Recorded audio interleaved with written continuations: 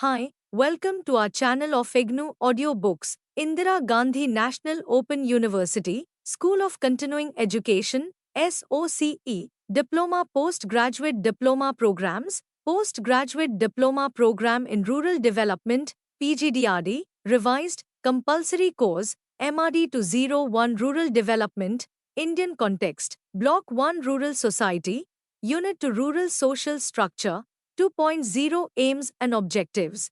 This unit aims at familiarizing you with major institutional features of Indian rural social structure like family, kinship, marriage, caste, class, tribe, religion, language, education, and various occupational categories. After reading this unit, you will be able to times understand broad contours of rural-urban social structure, times distinguish main features of Indian rural society, times understand the roles of the institutional features in shaping the rural social structure, and times identify the nature of the changes taken place in the social institutions of rural society.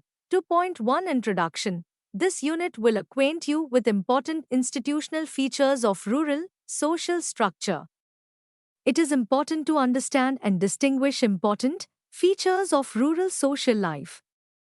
In this unit, efforts will be made to examine major institutions that comprise rural social structure and intricate network of relationships among them that binds them together. However, it is important to mention that no single explanation of social realities of rural society is possible because of enormous diversities in India in terms of regions, religions, castes, classes, linguistic groups, kinship, and marriage. However, in spite of social diversities, Indian society remained united, which is referred to as unity in diversity. 2.2 Indian society, rural and urban. 1. Rural society. There are two divisions of Indian society. They are rural and urban. They are integrated but different from each other. They support each other but they are diverse in socio-economic and political aspects. With the passage of time, villages gradually acquire urban traits because of the processes of development and modernization. The processes of change interconnect rural and urban areas. However, in practice, the urban areas tend to dominate the rural areas because of better facilities and infrastructures in urban areas. Therefore, the emphasis is given in programs of development to bring rural areas at par with urban areas. The rural society is constituted by the villages, which are predominantly characterized by agricultural and allied activities. The villages are generally identified as small unit of settlement with maximum few hundred households and the lowest form of administrative unit known as panchayats. The villages comprise of homestead land, abadi, cultivable land and small forest grassland. The settlement pattern of the households of the villages is either of a compact nucleated type or of a dispersed type or a combination of the two. The predominant pattern in many parts of the country is the compact nucleated type household where houses are occupied by owners. It is quite common to find houses in the village clustered according to kinship, caste, or religious groups. In the villages, land is usually the primary source of production, distribution, and consumption, where predominant occupations are agriculture and allied occupations. The number of people engaged in non-agricultural pursuits is small. The Indian villages are basically agriculture-based food producing units which produce not only for their own consumption but also for the urban societies which are non-food producing units. The villages have limited occupational specialization because of the demand for a wide variety of relatively unspecialized tasks. The village community has comparatively homogeneous socio-economic features with simple technological and organizational pattern where the pace of change is slow. 2. Urban society. The urban society is heterogeneous, known for its diversity and complexity. It is large in size and high in terms of density of population. with small family size and nuclear family norms. Cities are fast-growing entities because of migration of population from rural to urban areas. It is dominated by relationships organized around class line, impersonal, and practical goals. Such relationships are secondary in nature. The formal means of social control, such as law, legislation, police, and court, are needed in addition to the informal means for regulating the behavior of the people in both rural and urban areas. The urban society is comparatively more mobile and open. It provides more chances for social mobility. There is widespread division of labor, skill, and specialization based work related opportunities in pursuing occupations. Here, people are more class conscious, progressive in outlook, and exposed to the modern developments in the fields of science and technology. Relatively better educational and health facilities are widespread in the cities. There are increasing democratization of organizations and institutions and the level of consciousness.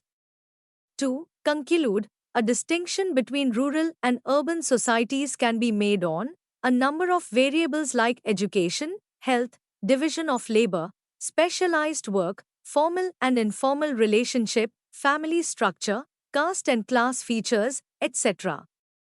You can observe that the people migrate to cities along with their socio-cultural characteristics, which are transformed, refined, modernized, developed, and returned to villages.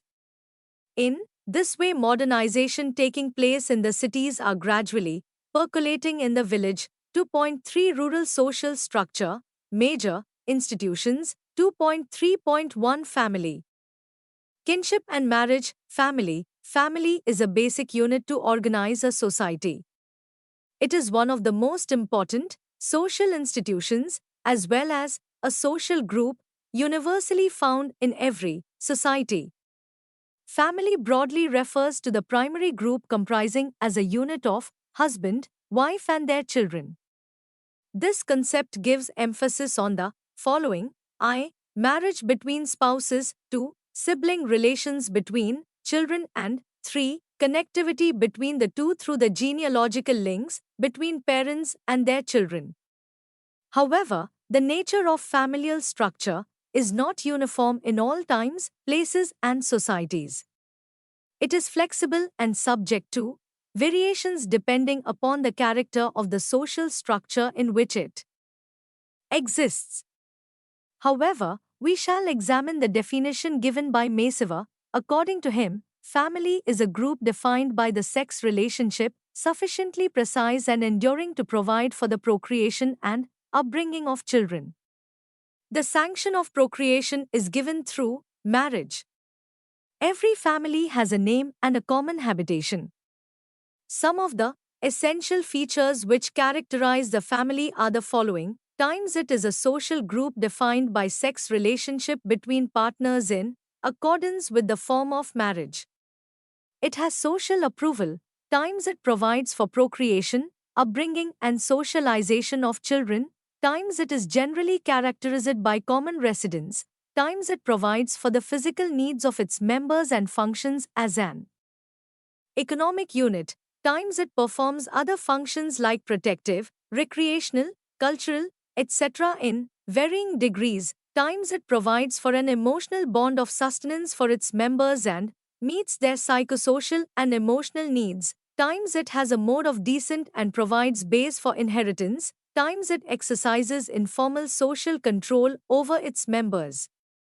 In addition, family as a social unit also plays a role in times regulating labor requirements, times accumulating and distributing the material goods produced or earned, and times defining the role and functions of each members of the unit according to the existing division of labor based on age, sex, customs and usage. While the family is a universal institution, it is difficult to define it as there are many patterns of family. Moreover, it would be difficult to define the family in such a way as to include both the nuclear and the joint or the extended family. The most popular definition of a nuclear family refers it as a group consisting of a man, his wife, and their unmarried children. The joint family is generally defined as the nuclear family plus all kins belonging to the side of husband and or wife living in one homestead. The salient features of joint family are commensality, common residence, joint ownership of property, cooperation, and sentimental and ritual bonds. Today, Indian rural as well as urban families are exposed to various forces of change. The transition that is taking place in the families has tremendous impact on the objective of family. The transition is brought about by various forces that have impact on the family composition, changes in the family and roles of family members. The details of the impact of the forces of changes in these aspects of the family are given below. The family composition. Every Indian family, on an average, has more than 5 members. The changes in the family size and composition may be the consequence of population growth migration. We have to briefly examine the factors of population growth and the emerging problems affecting family composition in rural areas. In our country, major factor responsible for population growth is the type of production system which we have. In most of the village, big part of the land is owned by a few landlords who have the vast population of laborers in their control. The wages paid to the laborers by the landlords are meager and inadequate to meet the subsistence requirements of their family. In such a condition, family becomes vulnerable and the members of the family feel that if they have more children, they can have more income to counter vulnerability. In addition to economic factor affecting the family size and composition of the rural labor force, the factors of lack of adequate and accessible health services gives little guarantee to the life of the children born in the family. To compensate the loss of children, the families are inclined to have many children. At the same time, several social and cultural factors, such as the early marriage, the fertility status of women, illiteracy, and the inadequate recreational facilities, play vital roles in determining family composition. As a result of the increase in family size, many problems arises which leads to poverty, unemployment, and cheap labor, resulting into tensions in rural families. 2. Changes in the joint family. The forces of changes have disintegrated the joint family system. There are many factors behind this type of family transition. Economic factor is one of them. You are aware about the growing concern for the change of rural society into an industrial society, which is one of the reasons for the growth of nuclear families.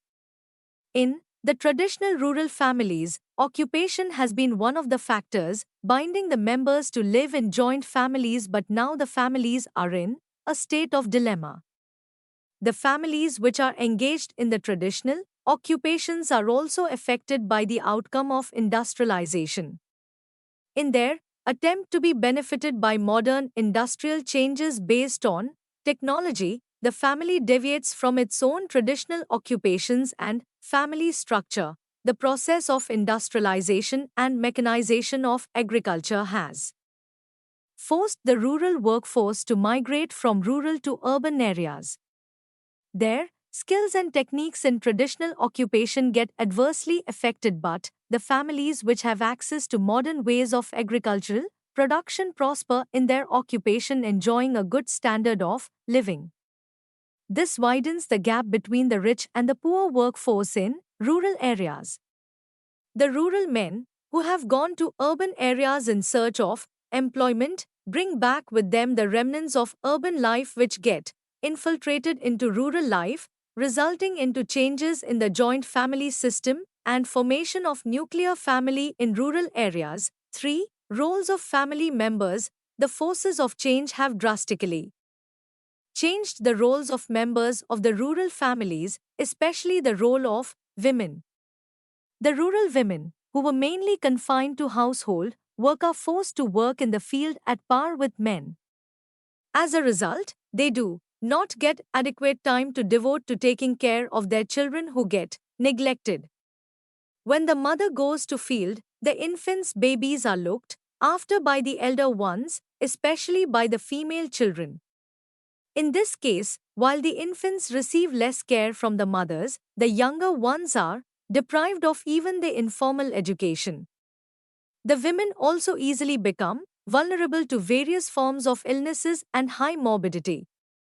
This is mainly because of their low income and low intake of calories, which is not in proportion to the energy they spend for their hard labor.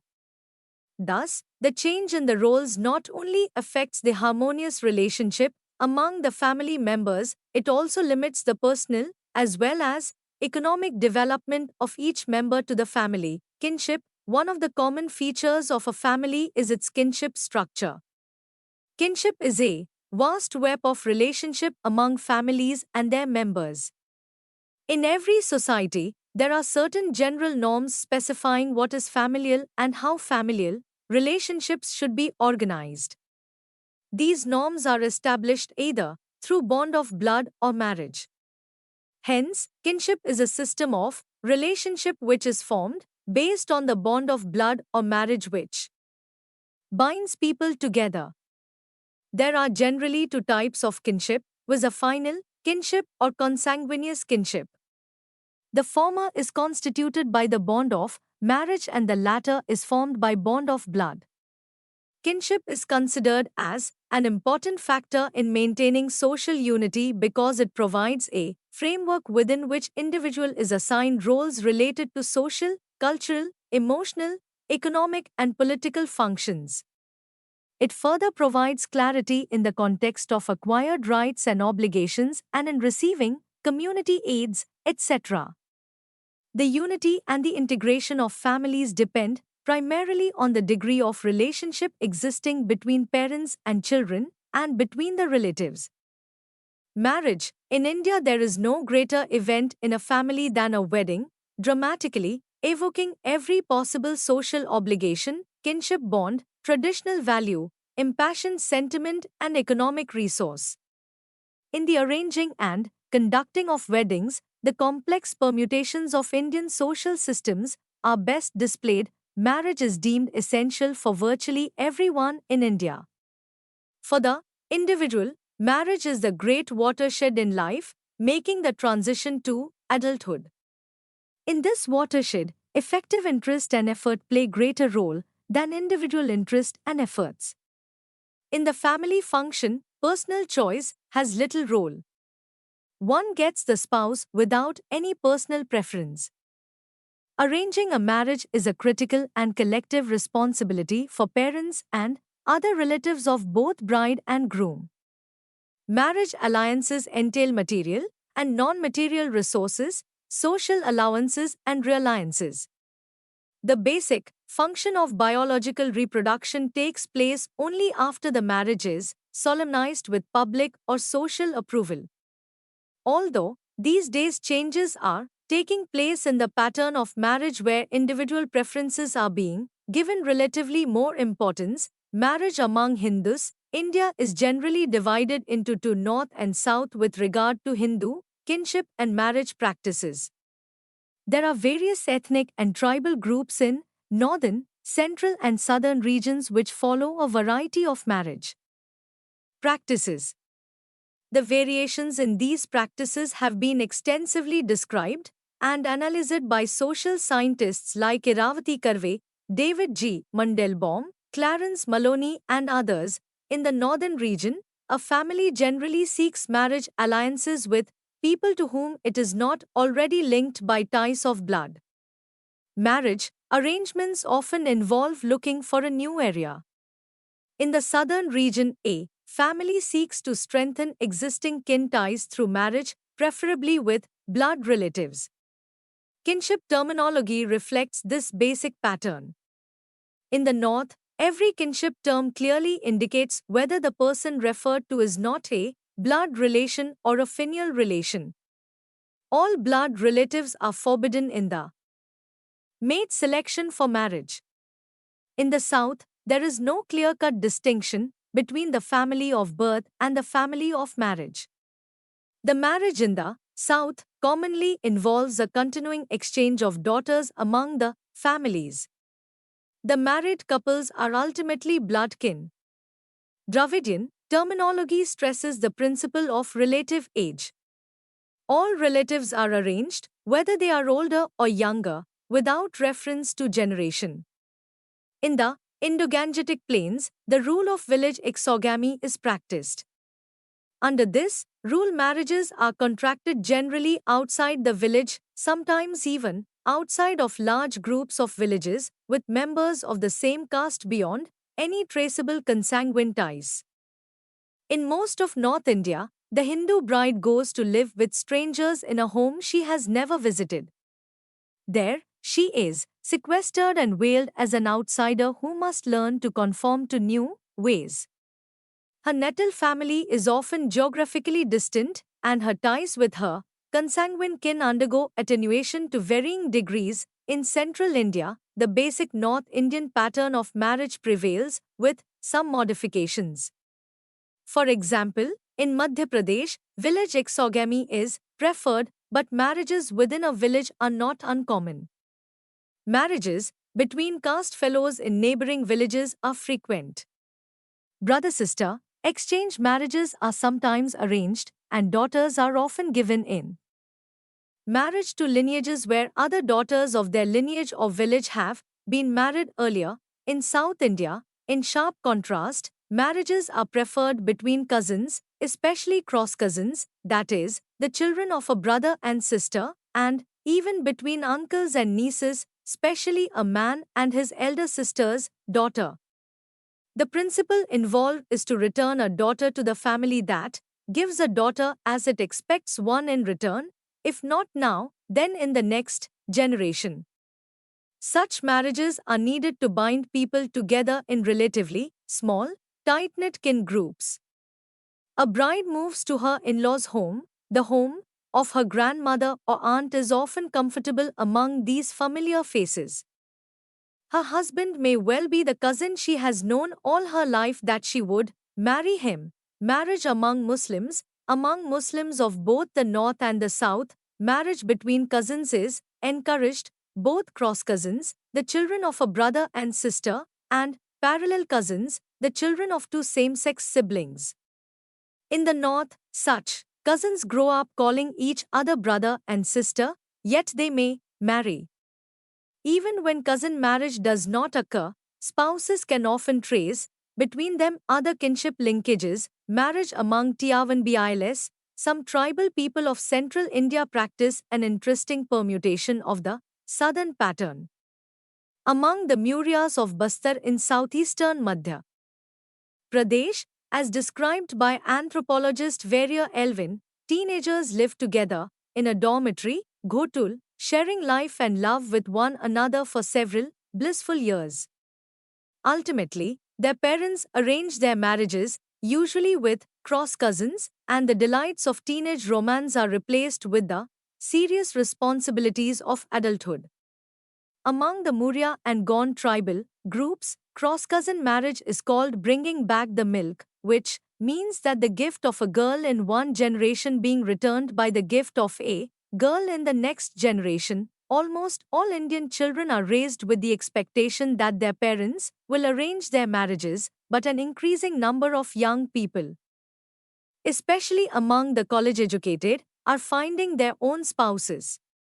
So-called love marriages are deemed a slightly scandalous alternative to properly arranged marriages.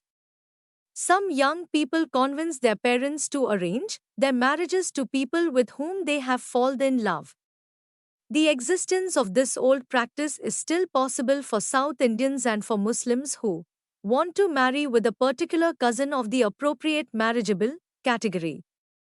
In the upper classes, these semi-arranged love marriages increasingly occur between young people who are from castes of slightly different rank but who are educationally or professionally equal.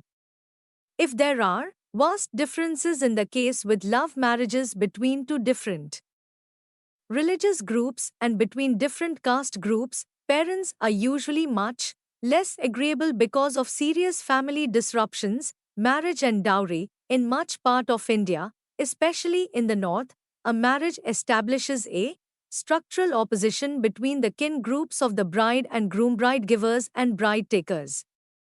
Within this relationship, bride givers are considered inferior to bride takers and are expected to give regular gifts to the bride takers. The one-way flow of gifts begins at engagement and continues for a generation or two. The most dramatic aspect of this asymmetrical relationship is the giving of dowry. In many communities throughout India, a dowry has traditionally been given by a bride's kin at the time of her marriage. In ancient times, dowry was considered a woman's property to the beloved daughter who had no claim on her natal family's real estate. The dowry typically includes portable valuables such as jewelry and household goods that bride could control throughout her life. However, over time, the larger proportion of dowry has come to consist of goods and cash payments that go straight into the hands of the groom's family. In the late 20th century, throughout much of India, dowry payments have escalated, and a groom parents sometimes insist on compensation for their son's higher education and even for his future earnings to which the bride will presumably have access. Sometimes dowry demanded is quite oppressive, amounting to several years' salary in cash, as well as items such as motorcycles, air conditioners, and fancy cars. Among some lower status groups, large amount of dowry currently is replacing traditional bride price payments. Even among Muslims, previously dowry custom did not exist, but now dowry demands are increasing. Dowry is becoming an increasingly enormous burden for the bride's family. Anti-dowry laws exist but are largely ignored, and a bride's treatment in her marital home is often affected by the value of her dowry. Increasingly frequent are horrible incidents, particularly in urban areas, where a groom's family makes excessive demands from the bride's family even after marriage. If the demands are not met, bride is continuously harassed and even murdered, typically by setting her clothes on fire and them making the case of murder. The groom is then free to remarry and collect further dowry. The male and female in-laws implicated in these murders are seldom punished. Indian state has initiated several measures at various levels to curb this evil social practice of dowry, but it is still beyond control in the absence of strong public opinion and social awareness. 2.3.2 Systems of caste, class, tribe. The origin of caste in India can be traced back to Indo-Aryan civilization, 2500 BC, when the people used certain words for certain groups. For example, the word varna, meaning color, was used to denote caste. Patanjali, the great grammarian, wrote that the physical characteristics of Brahman were fair skin and tawny hair. It is said that caste in India is a Brahmanic child of the Indo-Aryan culture, cradled in the land of the Ganges and Jamuna and thereafter transferred to other parts of the country. In the Vedic period, the society was classified into four groups, viz. Brahmans, Kshatriyas, Vaisyas, and Sudras.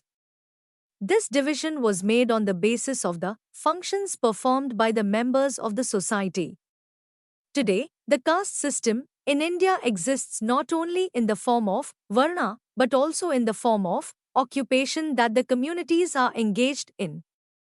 It embraces not only a great majority of population of India but also forms the normal framework of society.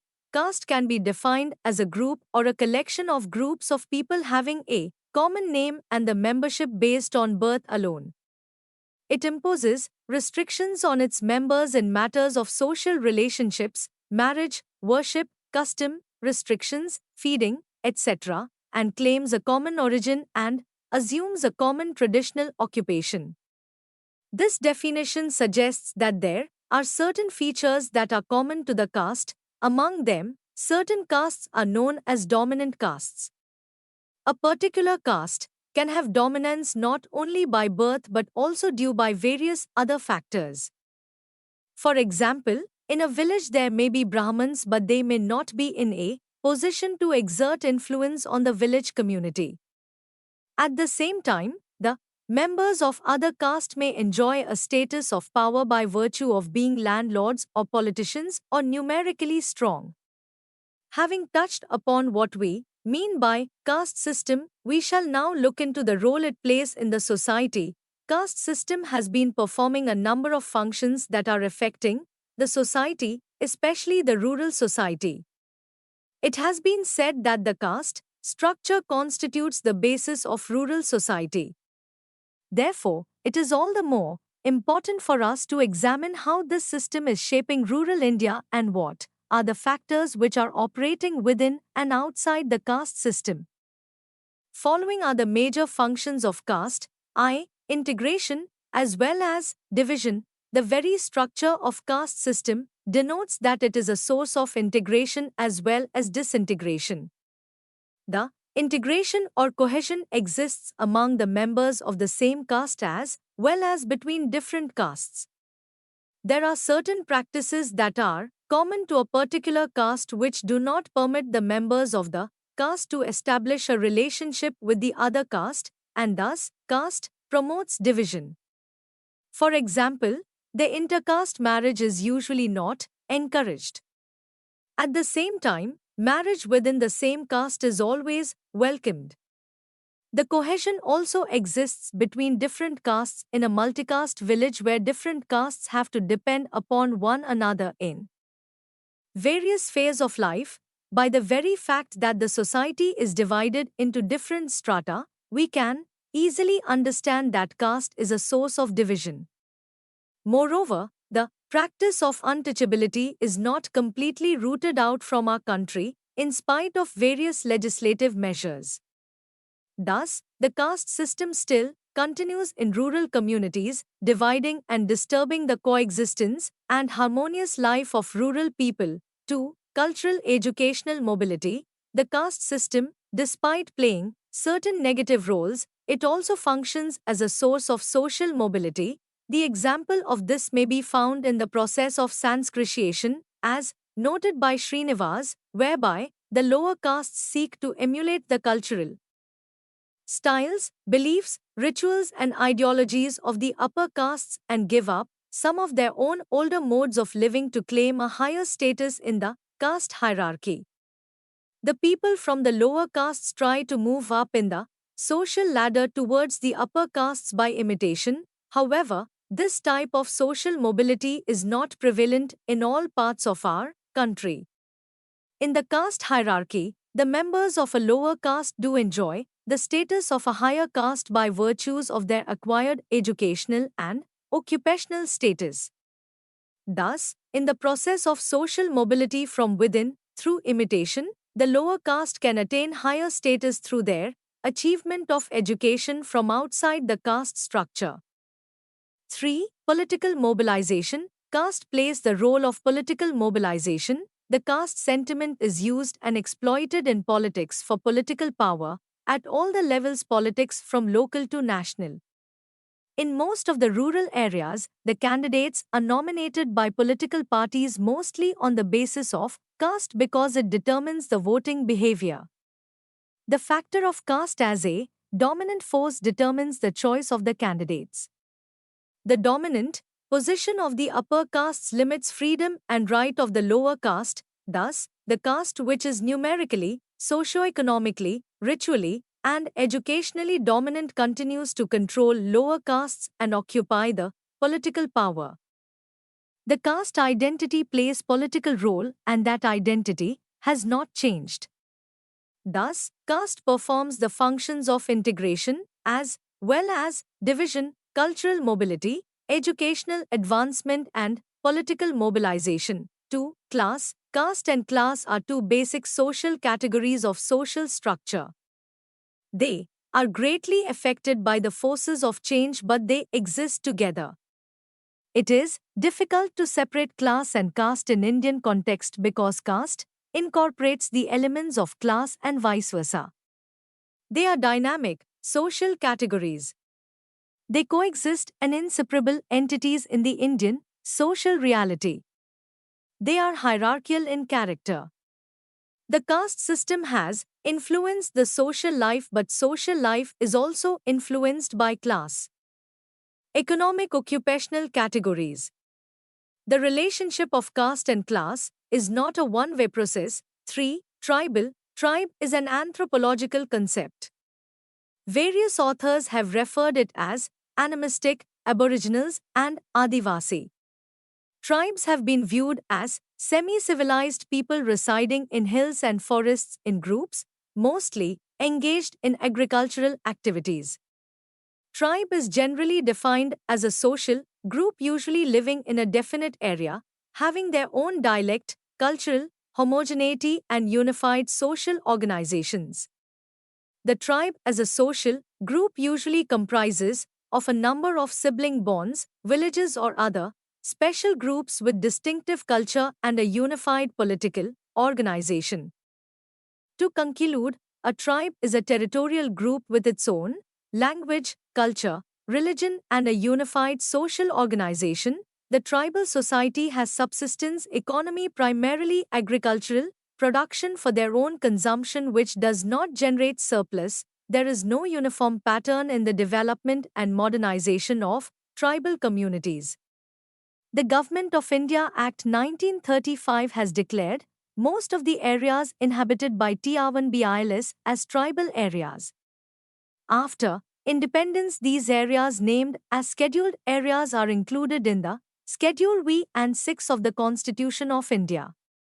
Today, tribal communities living in different parts of the country have achieved different levels of socio-economic development.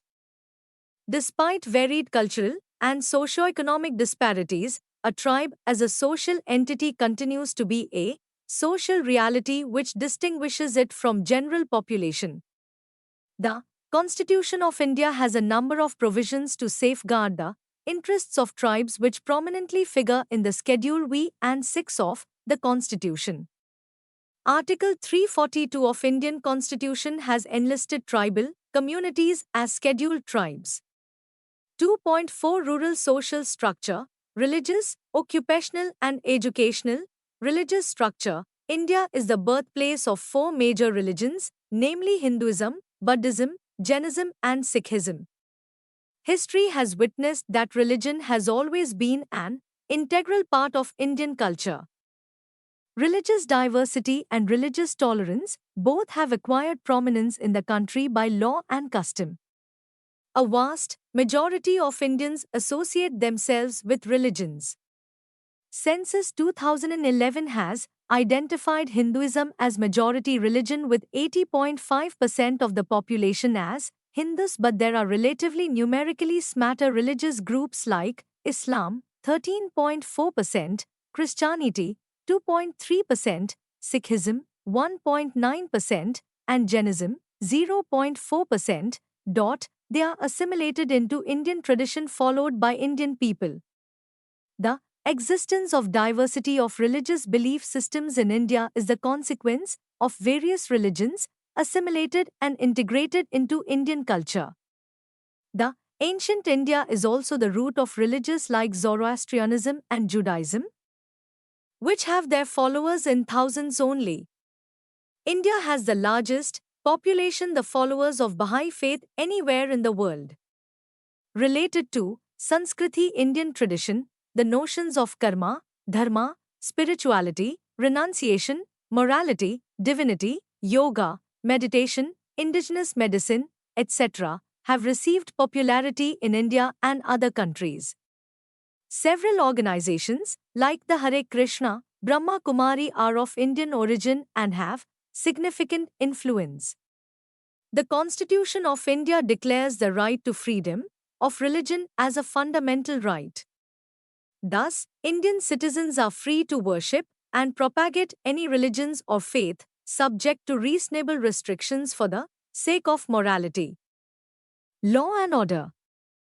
The Hinduism as a religion of Hindus is the most flexible and tolerant religion which has its influence on many religions, internal or external. Occupational structure. In traditional rural society, caste was an important factor to determine the occupation of individual. The Jajmani is a no system of providing services to the society. It was a system of traditional occupational objectives. In rural society, castes were economically interdependent on one another. The Jajmani system was based on durable relation between a landowning family and the landless families that supplied them goods and services. In rural society, other castes also existed, but they were not part of Jajmania system. These castes were intermediary castes. The major occupations of these castes were agriculture and allied occupations. Jajmania system has witnessed serious transformation because of several structural changes in the form of land reforms and various developmental plans and programs initiated by the governmental and non-governmental organizations. In modern India, individual is free to choose any occupation. Major occupations in rural society are agriculture and allied occupational. Educational structure. Education is treated as one of the institutions of rural social structure. It is a means through which beliefs, knowledge and skills are transmitted from one generation to another.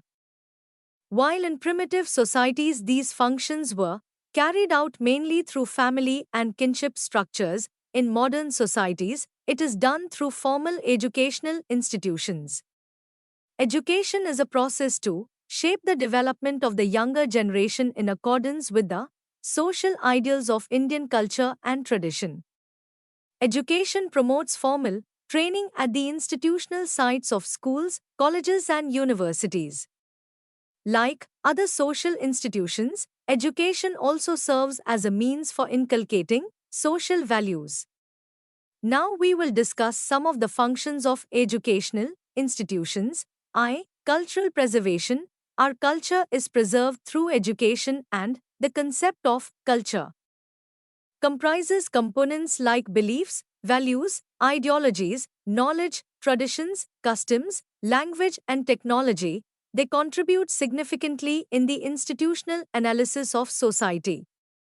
The preservation of cultural practices plays a significant role in the development of any society. It is necessary not only to know the past, but also to evolve certain new ways and methods of progress in our society. It can, at least, be achieved through education. It is education which passed our cultured traditions from one generation to the other. Today, in the modern societies, the institution of education impart an increasing proportion of information and knowledge to socialization. Socialization is the process by which individuals internalize value system of the society. Education is considered to be one of the best agencies of socialization. It is said that no individual can be called a person if he is not socialized. Thus, socialization is a process by which the human beings are shaped into social beings because they learn social ways of acting and feeling. Socialization process is complex process of learning through interaction. Through this process, the individuals learn habits, skills, beliefs, values and entire cultural heritage. This is necessary for their effective participation in social life. It is said that without socialization, the society cannot continue to exist and its culture would not survive. 3. Social status and reform. It is through education an individual achieves social status in the society. That social status brings respect, prestige and influence for the individual. This status is achieved through education irrespective of caste or religion. Education not only gives a status to persons in a society but also serves as a vehicle for social change and reform. The ill effects of social evils can be controlled through education. Education is used as a tool for development and reform. The development of education benefits all the sections of the society. It promotes social inclusivity and equitable social-economic development. Therefore, in our country, Articles 41 and 45 of the Directive Principles of State Policy are directly related to education. The new education policy states that education is a unique investment in the present and in the future because education is fundamental source of development. The objectives of the universalization of education have to be achieved in order to ensure equal educational opportunities. Education is still largely unrelated to national needs and aspirations in spite of all the expansion achieved. Hence, if we believe that education is instrumental to development, educational inequality must be eradicated. Any attempt to create an integrated nation with wide participation of the people assumes that more widespread literacy and education should be used as a major agency for promoting critical social awareness. 2.5 Let us sum up. In this unit, efforts have been made to acquaint you with important features of social structure of rural society. This unit has highlighted key features of social structure which have been divided into four parts, namely I. Rural and urban, 2. Caste, class and tribes, 3. Family, marriage and kinship, and 4. Religious, occupational, educational structures. In each part, due emphasis has been given on main features and the changes taken place. The unit has focused on various aspects of rural society in India. Thank you. Subscribe to our channel for more updates, and we will see you with the next chapter.